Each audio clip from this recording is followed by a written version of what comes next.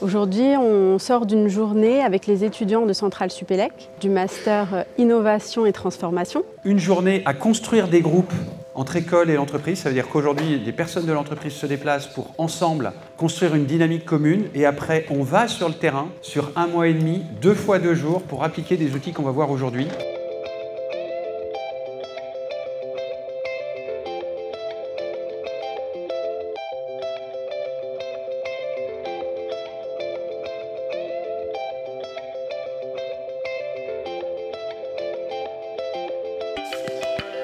Alors, ce qui est intéressant dans ce partenariat, c'est qu'il y a 3 acteurs majeurs qui interviennent. Il y a une entreprise avec une problématique donnée. On a un expert qui est François Durnez pour accompagner la démarche justement des élèves, qui est le 3e pilier du partenariat. Il y a 6 groupes qui sont créés. 3 entreprises, SNCF, RATP et BPI France, nous ouvrent leurs portes pour qu'on aille sur le terrain. Avec 6 cas différents, on va travailler ensemble des projets qui ont été proposés par l'entreprise. On a identifié 2 thèmes pour nos étudiants, qui sont des thèmes assez lean. Ce sont des thèmes qui viennent des collaborateurs de la DSI et qu'on a décidé de leur confier.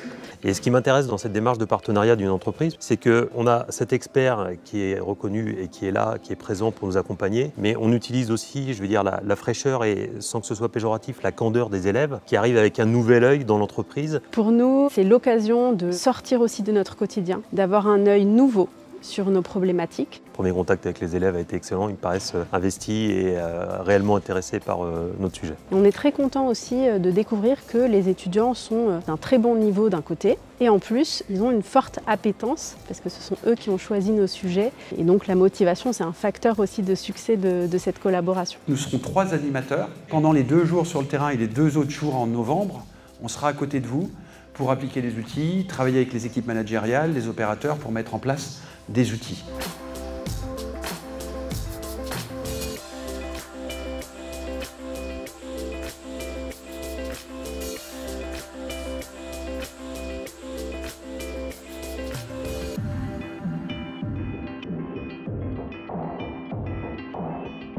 Je trouve ça très intéressant de pouvoir justement combiner avec ces professionnels-là parce que ça nous donne pour nous un terrain de jeu déjà opérationnel réel, donc c'est un cas concret qu'on va pouvoir traiter. Donc c'est important de formaliser un process qui soit clair, des méthodes qui soient vraiment précises pour pouvoir prendre en main ces incidents qui nécessitent d'être ultra réactifs. Ce qu'on retient, c'est vraiment un module qui est très structuré et qui nous donne confiance dans le fait que nos problématiques vont être traitées. Qu'est-ce qui fait qu'à la fin de la journée ou de la semaine, vous êtes satisfait?